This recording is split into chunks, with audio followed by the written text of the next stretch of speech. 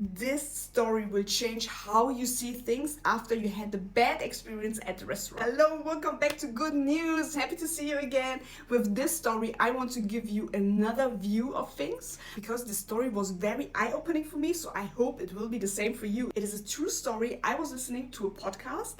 We were talking about the time after Corona. This guy was telling about his experience. After Corona, he was very happy. They can go outside, restaurants are open, cafes are open, so let's go get coffee, get breakfast, that's great. And then they found a really nice restaurant to have breakfast, but first they had to wait in the queue for over half hour.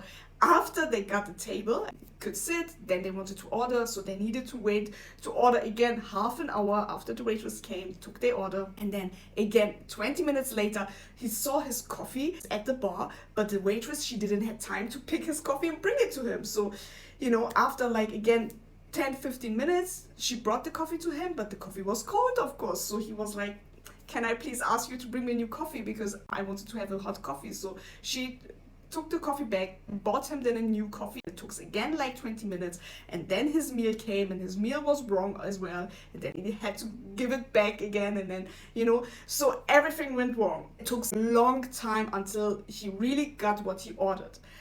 And then still, in the end, when his invoice was $100, he paid, of course, the $100. On top, he paid $50 for the waitress on tip. 50% he tipped her.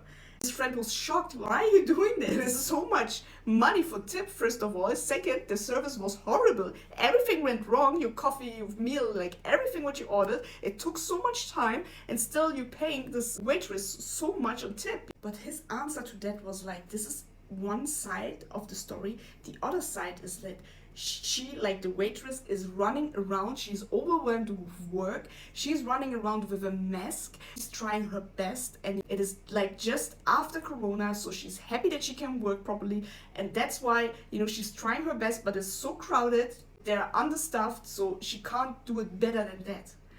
And this is so eye-opening for me, and this is so true. I had this experience many times. Something went wrong for me. I was like, why did this happen? I was always very nice. I was always very kind. I didn't do anything wrong. This is not fair. But it's most of the time also not about you. It's you have to put your foot in another shoe to see their view and what is happening with them to understand the situation. And this is why we have to do it, I think, more times. Let me know. Maybe you're doing that constantly. Then you're doing it right.